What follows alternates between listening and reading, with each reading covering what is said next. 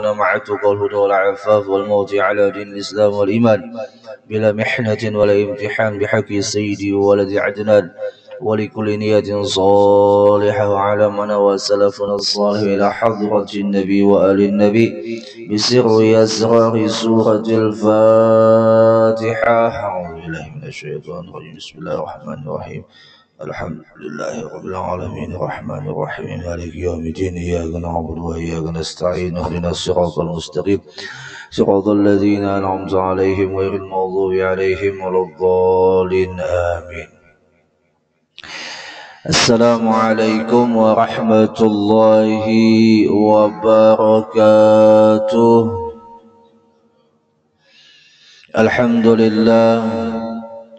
الحمد لله الذي خلق السماوات والأرض واختلاف الليل والنهار. أشهد أن لا إله إلا الله وحده لا شريك له الملك الجبار. وأشهد أن سيدنا ونبينا محمدا عبده ورسوله سيد الخلائق والبشر. اللهم صل وسلم وبارك على سيدنا محمد ما اتصلت العيون بالنظر وتزخرفت الأرضون بالمطر وحج حاج واعتمر ولبى وحلق ونحر وطاف بالبيت العتيق وقبل الحجر وعلى آله وأصحابه الأخيار. أما بعد، سبحانك لا علم لنا إلا ما علمتنا إنك أنت العليم الحكيم. لا حول ولا قوة إلا بالله العلي العظيم. وقال المصنف رحمه الله تعالى ونفعنا بعلومه في الدارين آمين. من لم يقبل على الله بملاطفات الإحسان قيد إليه بسلاسل الامتحان. Bapak Ibu rahimakumullah wa azabakumullah. Alhamdulillah, di subuh Jumat yang mulia ini kembali Allah melangkahkan kaki kita dan meringankan hati kita untuk bersama-sama tadinya melaksanakan sholat subuh berjamaah, dilanjutkan dengan niat i'tikaf sambil menuntut ilmu agama dan menunggu sang mentari terbitnya waktu syuruk. Mudah-mudahan dengan kesemua ini yang Allah tetapkan menjadi sebab dosa-dosa kita diampuni oleh Allah, dan Allah muliakan hidup dan mati kita, dan Allah muliakan hari di mana kita nanti dibangkitkan, dan Allah muliakan kita ketika kita meniti daripada titian siratul mustaqim sampai masuk ke dalam surga bersama makhluk yang paling dimuliakannya, yaitu baginda Nabi Muhammad sallallahu alaihi wasallam. Amin Allahumma amin. Bapak Ibu rahimakumullah, kembali musannif menukil daripada perkataan Imam Ibn Athaillah As-Sakandari rahimahullahu ta'ala wa nafa'ana bi'ulumih fid darain amin. Ujar beliau, man lam yuqbil 'ala Allah bimulaftafatil ihsan, barang siapa yang tidak mendekat kepada Allah dengan kelembutan yang Allah berikan, maka quyida ilaihi bisalasilil imtihan, maka dia akan diberikan oleh Allah dengan ikatan ujian.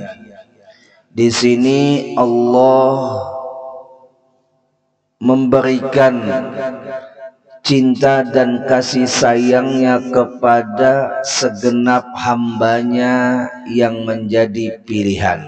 Kada semua hambanya yang mendapatkan cara cinta Allah, dengan dimana orang ini pertama apabila dikasih nikmat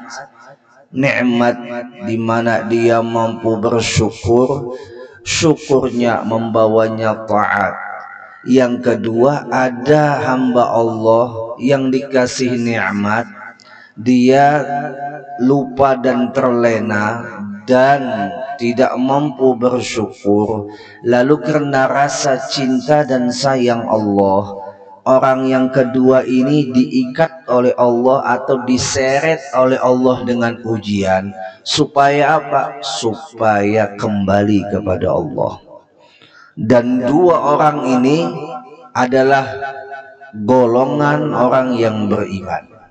Adapun selain yang dua ini, dia dikasih fasilitas hidup, tapi dibiarkan oleh Allah dalam keterlenaannya, dalam keterlupaannya kepada Allah oleh sebab nikmat Allah yang Allah berikan tadi, bukan menghantarkan dia ingat kepada Allah, malah jauh kepada Allah, dan akhirnya Allah pun membiarkan. Nah, ini golongan yang ketiga disebut dengan mustadrijin. Sebagaimana Al-Imam Al-Habib Abdullah bin Alawi Al-Haddad memberikan kategori manusia ada tiga.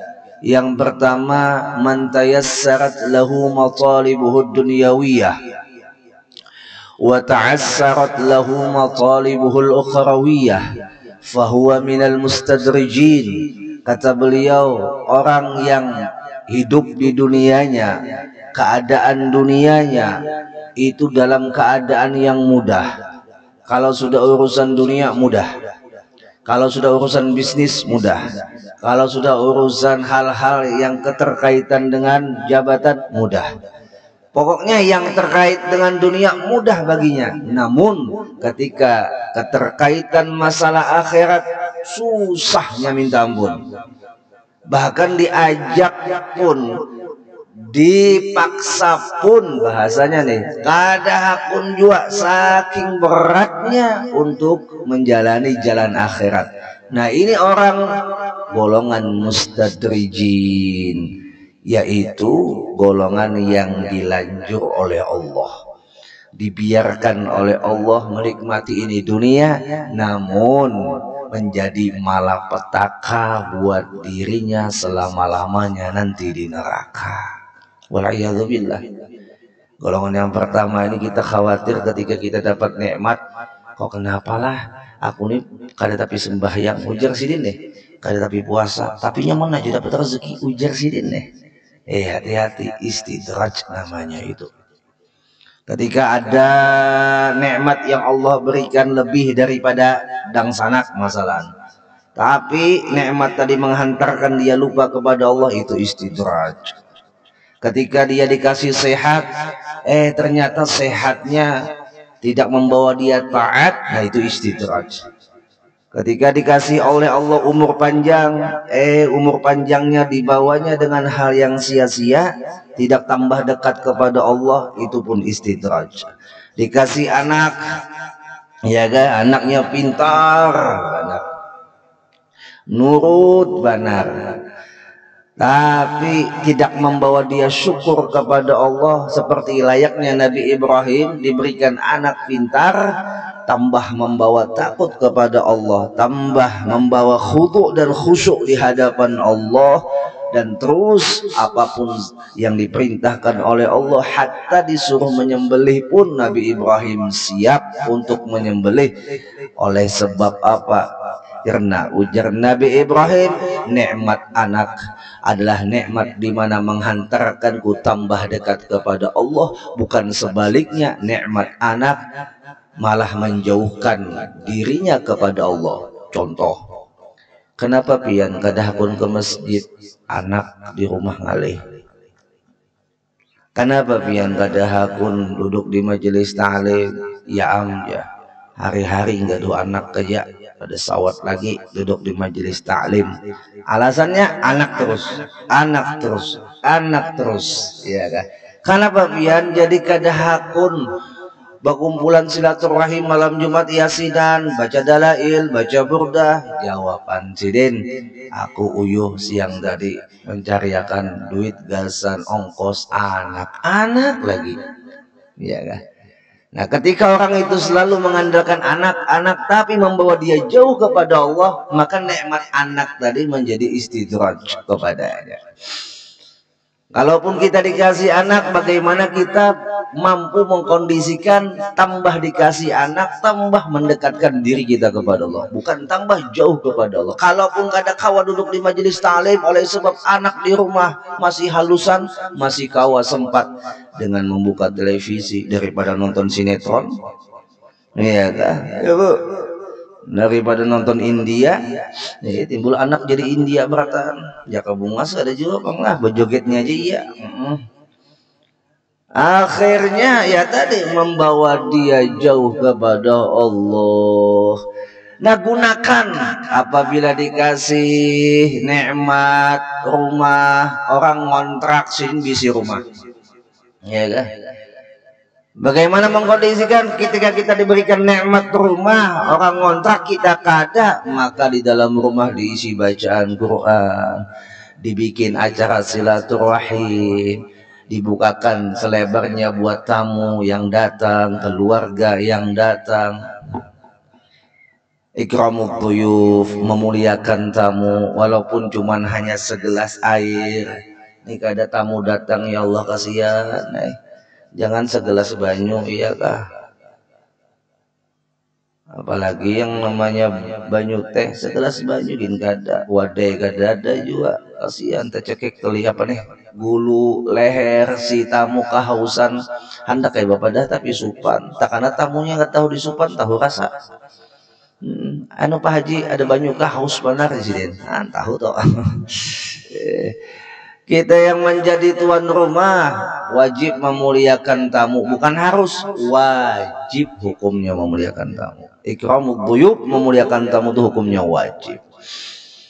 Ujar Nabi, man kana yu'minu billahi wal yawmil akhir falyukrim dhaifahu. Orang yang beriman kepada Allah dan beriman kepada hari akhir, tandanya adalah orang itu mampu memuliakan tamunya.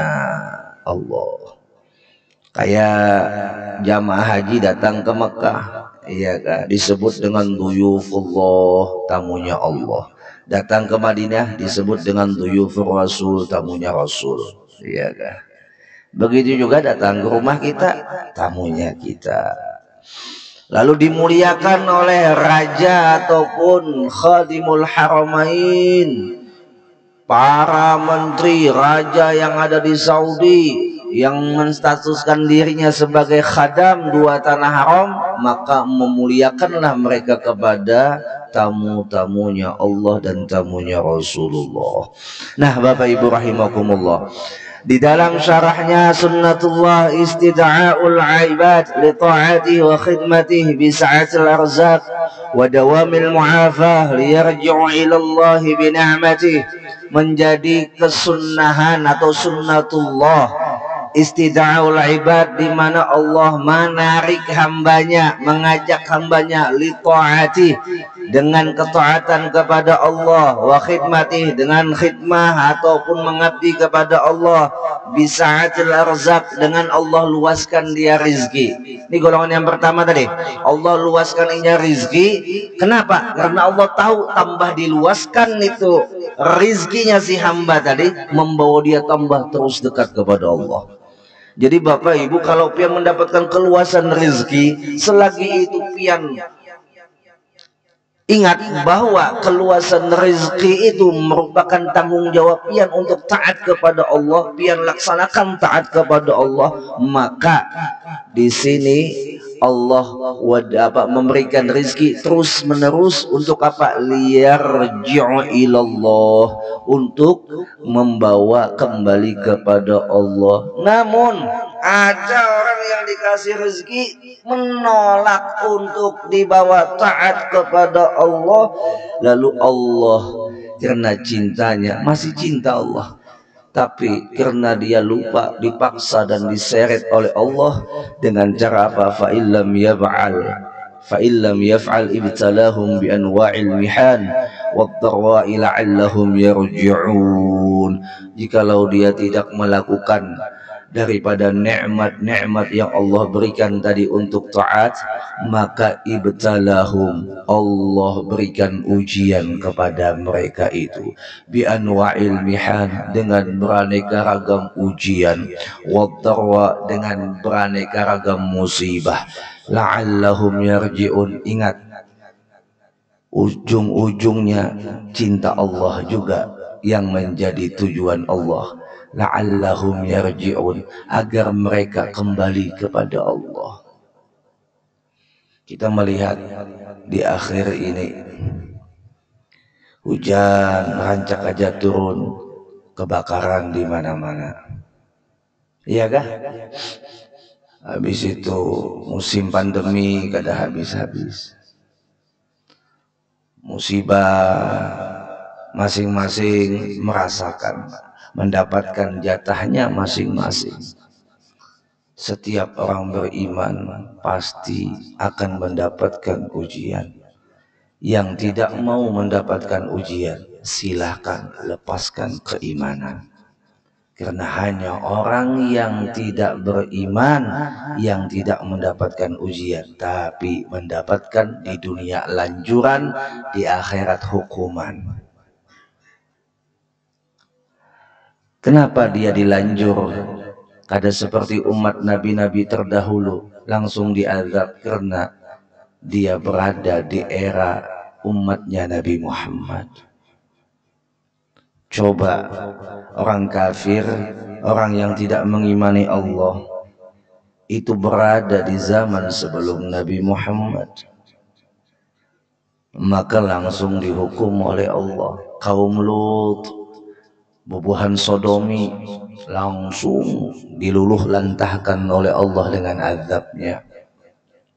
Kaum Nabi Hud, kaum Ad, kaum Thamud, mereka para umat nabi-nabi terdahulu yang ingkar kepada nabinya langsung dihukum oleh Allah di dunia. Tapi di era umat Nabi Muhammad, mau itu kafir, mau itu muslim, mau itu beriman, mau itu kada beriman, Allah masih memberikan kesempatan, baik melewati yang namanya tadi lanjuran. Kalau dia paham itu sebuah lanjuran, dia akan sadar dan dia akan kembali kepada Allah, dan akhirnya lanjuran tadi akan dicabut oleh Allah menjadi jalan mendekatnya kepada Allah. Tapi kalau orang kadang ngerti itu lanjuran, ya semena-mena. Kita ini kayak kekanakan, banyak Bapak Ibu, kayak kekanakan, dikasih mainan himu, iya kah? Apa mainan? Ya tadi dikasih rumah tuh mainan, dikasih mobil tuh mainan. Kenapa jadi disebut mainan sementara? Coba lihat kekanakan, ketika mainannya diambil nangis, sedih, mainannya hancur nangis, sedih. Kenapa? Yaitu kekanakan. Dia kada paham bahwa yang namanya mainan itu hanya sekedar sifatnya sementara. Ada istilah lagu dunia panggung sandiwara.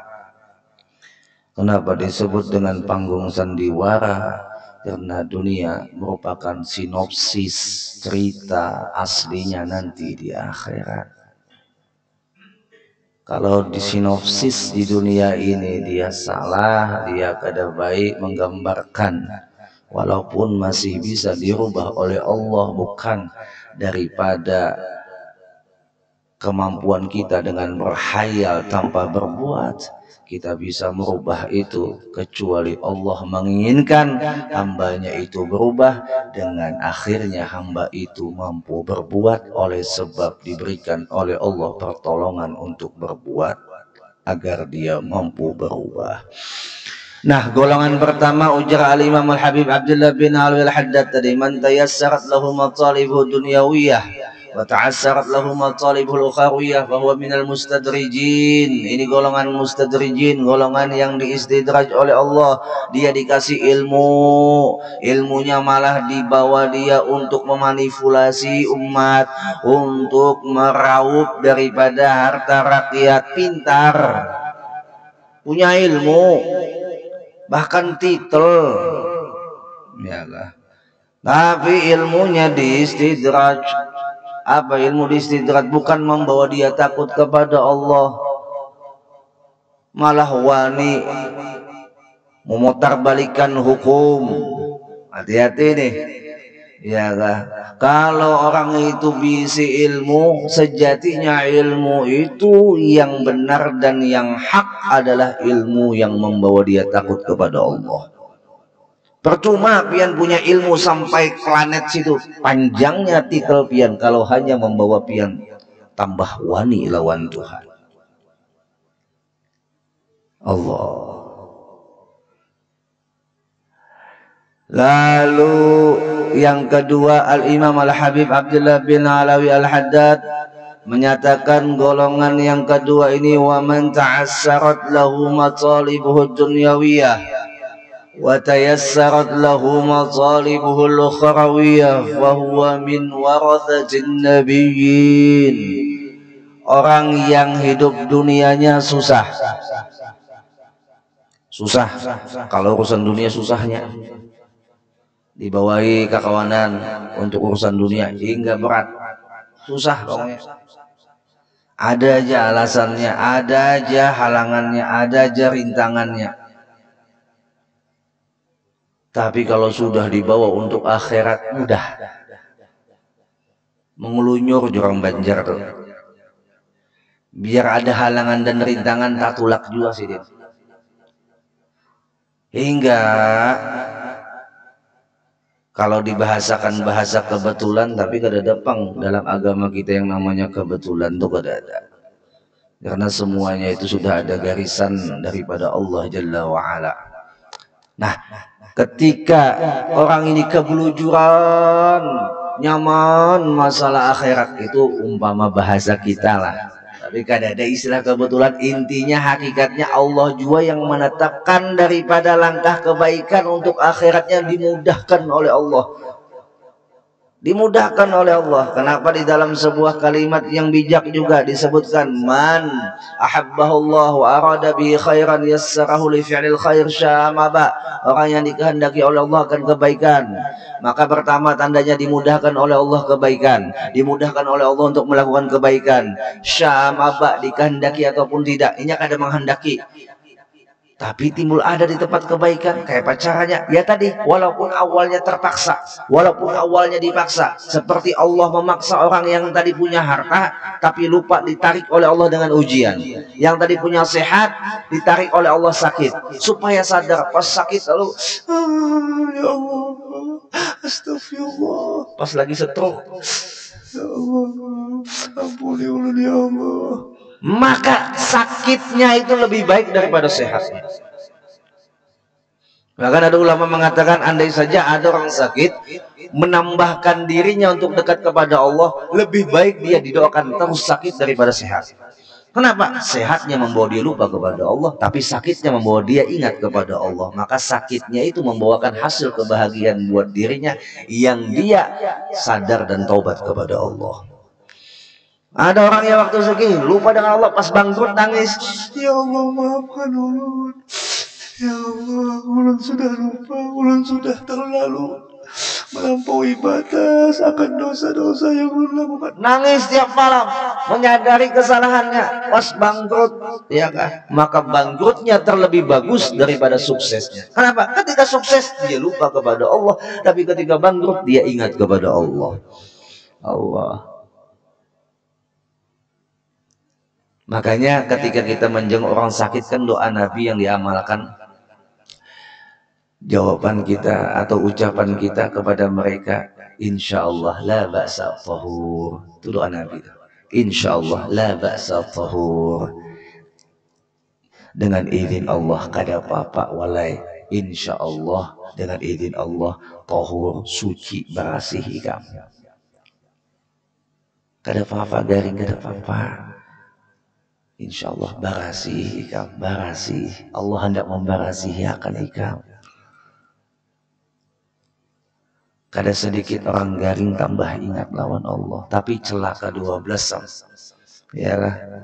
Sudah garing lupa pulang lawan Tuhan. Nah ini bahaya padanya. Allah. Sudah sehat lupa, garing lupa Allah. Waktu sugih lupa, waktu miskin lupa. La haula wala quwwata illa billah. Tidakkah kita melihat Nabi Ayub ketika berlimpahan dengan harta, punya bini 4, ya kan?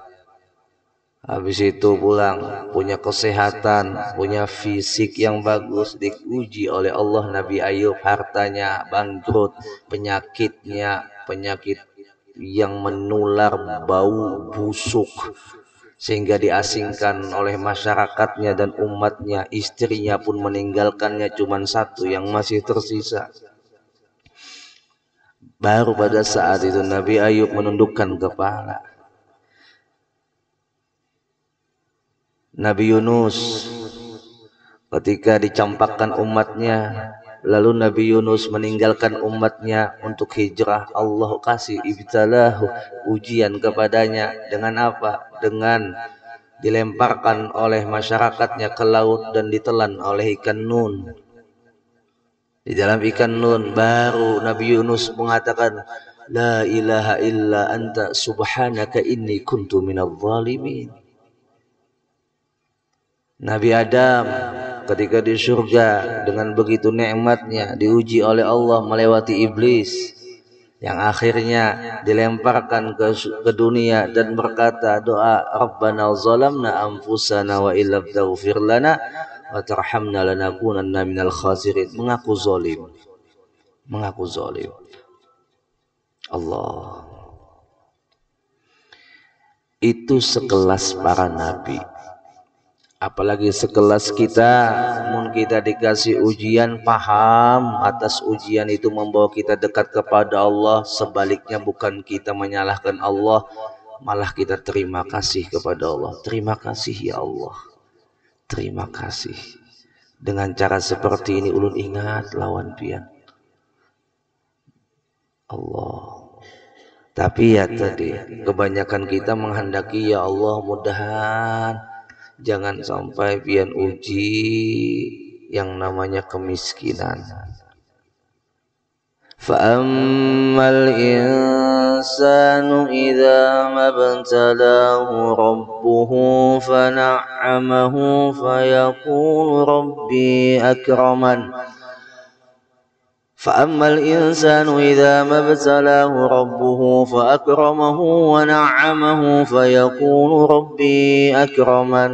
Di dalam surah Al-Fajr doa. Maka adapun orang yang ditimpakan, yaitu manusia, apa yang ditimpakan? Kenikmatan, ditimpakan kenyamanan, ditimpakan kekayaan. Pada saat itu mereka berkata, Tuhan memuliakanku, katanya ya lah. Tapi sebaliknya, wa amma idza mabtalahu faqadara alaihi rizqahu fayaqulu rabbi ahanan. Dalam surah Al-Fajr ulang. Dan adapun ketika Allah mengujiku dengan sempitnya rezeki, dengan rezeki yang terbatas, lalu manusia itu berkata, apa ujar manusia? Fayaqulu rabbi ahanan. Ini Allah sedang menghinaku. Nah ini orang yang tidak paham diumpamakan oleh Allah dalam Al-Quran. Ketika dikasih nikmat, dia katakan Allah memuliakannya. Dikasih ujian, dia katakan Allah menghinakannya. Padahal mau ujian, mau kekayaan, mau kenikmatan, Allah ingin memuliakannya ketika Allah menariknya kepada jalannya. Tapi yang namanya dihinakan tuh bukan sugihnya, bukan miskinnya, bukan lapangnya, bukan sempitnya, tapi ketika tidak ada taat kepada Allah, tidak menjauh kepada Allah, ketika tambah jauh dengan agama Allah, itu Allah ingin menghinakan. Bukan masalah faktor rezeki, faktor materi, bukan, tapi faktor di mana kita tambah jauh dari Allah, berarti Allah hendak menghinakan. Baru itu, ya Allah. Golongan kedua, yang dunianya sakit tapi akhiratnya nyaman, ini fahuwa min warathatin nabiin. Maka ini golongan termasuk golongan para pewaris Nabi. Karena para Nabi kebanyakannya semua dunianya tidak terlihat nyaman dari segi ukuran kacamata dunia. Tapi dari kacamata hati mereka tenang, mereka nyaman, mereka ikhlas, mereka legowo menerima apapun jalan hidup di dunia asalkan tambah membawa mereka dekat kepada Allah, karena tujuan mereka adalah kepada Allah. Apabila Rasul mengajak umatnya kepada Allah, bukan dirinya saja. Apabila Nabi, atas dirinya saja untuk kepada Allah. Makanya beda Nabi dengan Rasul. Kalau Nabi sifatnya tidak mengajak, tidak diutus untuk sebagai membawa umat kepada Allah. Cuman Nabi hanya menyampaikan risalah. Kalau Rasul selain menyampaikan risalah juga mengajak umat kepada Allah. Makanya yang disebut Rasul cuman 5. Yang disebut dengan ulul azmi, Nabiullah Nuh, habis itu Nabiullah Ibrahim, habis itu Nabiullah Musa, habis itu Nabiullah Isa, dan terakhir Nabi kita Muhammad sallallahu alaihi wasallam. Inilah yang disebut ulul azmi, Rasul. Selain diutus juga mengajak umat kepada Allah. Nah, orang yang dunianya terlihat payah tapi masalah akhirat terlihat nyaman. Sidin walaupun jadi tukang beca tapi duduk di iktikaf di masjid nyaman. Habis itu duduk di majelis taklim, di mana ada majelis taklim hadir. Selalu menyempatkan diri dalam kebaikan. Nah ini, walaupun kacamata dunia atau ekonomi dalam hal duniaannya sakit, tapi masalah akhirat dia selalu dimudahkan Allah. Di golongan para pewaris Nabi. Yang ketiga, ini golongan yang dikehendaki kita berataan. Wa man tayassarat lahu matalibuhu dunyawiyah wa tayassarat lahu matalibuhu ukhrawiyah fa huwa min ashabil yamin. Orang yang dunianya nyaman, yang akhiratnya nyaman, dunia akhiratnya nyaman, urusan dunianya lancar, urusan akhiratnya lancar, ya kah? Tidak sedikit kita melihat ada orang yang sugih, punya mobil, tapi ranjak ke masjid, i'tikaf, ya kah? Habis itu lagi ranjak menyumbang, bersedekah, baik orangnya, ya kah? Nah ini golongan min ashabil yamin. Itu golongan ashabul yamin. Allah, kayaknya nih mau ditawarkan hendak yang mana pian Bapak Ibu. Nyata ada yang ketiga nih, Allah. Engkau Ustaz nyaman di dunia, nyaman di akhirat, sugih di dunia, sugih di akhirat. Makanya Allah mengajarkan doanya, Rabbana atina fid dunya hasanah wa fil akhirati hasanah wa qina adzabannar. Nah, Bapak Ibu rahimakumullah wa azabakumullah. Alhasil, ketika kita diberikan nikmat, maka ingat, kalau nikmat itu menghantarkan kita ingat kepada Allah, maka Allah tidak perlu lagi memaksa pian dengan ujian yang begitu berat untuk menarik pian kepada Allah. Tapi kalau nikmat itu melupakan pian kepada Allah, yang pian bawa kepada dunia saja dan maksiat kepada Allah, maka nanti kalau Allah sayang lawan pian, masih dititipkan oleh Allah iman di dalam jiwa pian, yang cikal bakal pian akan mendapatkan surga oleh karena keimanan yang Allah titipkan di dalam jiwa pian. Allah akan tarik pian secara paksa melewati ujian. Jadi ketika pian sehat lupa kepada Allah, Allah kasih sakit, jangan takajud, Allah sayang lawan pian. Ketika pian sugih bangkrut, jangan takajud, Allah sayang lawan pian. Iya kan? Tapi tadi kalau waktu nyamannya dia lupa dengan Allah, maka dengan cara itulah Allah akan menarik hamba yang dicintainya supaya kembali kepadanya. Tapi kalau dalam keadaan pian lapang, dalam keadaan pian nyaman, pian bawa ke masjid, pian bawa taat, maka insya Allah Allah akan tetap berikan kelapangan, karena kelapangan itulah yang membawa pian terus taat kepada Allah.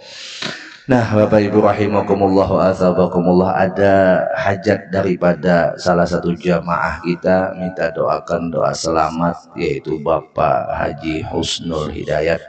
Mudah-mudahan Allah berikan keselamatan, kesehatan, keafiatan, dan apa yang menjadi hajatnya dikabulkan oleh Allah. dan kita semua yang mendoakan begitu pula. Semakin kita mendoakan orang lain, sebenarnya bukan sekedar orang lain itu mendapatkan hasil, kita yang mendoakan pun kembali. Kenapa? Karena cerminan orang beriman, sebanyak apapun dia mendoakan orang lain, kembalinya seperti cermin dari ketika disentari, diberikan cahaya kepada itu cermin, maka memantul kepada dirinya. Maka jangan males, jangan bosan, jangan pernah takut berbagi dengan doa. Tidak mengurangi pahala bagi kita yang mendoakan kawan kita, khususnya kepada yang berhajat pada hari ini.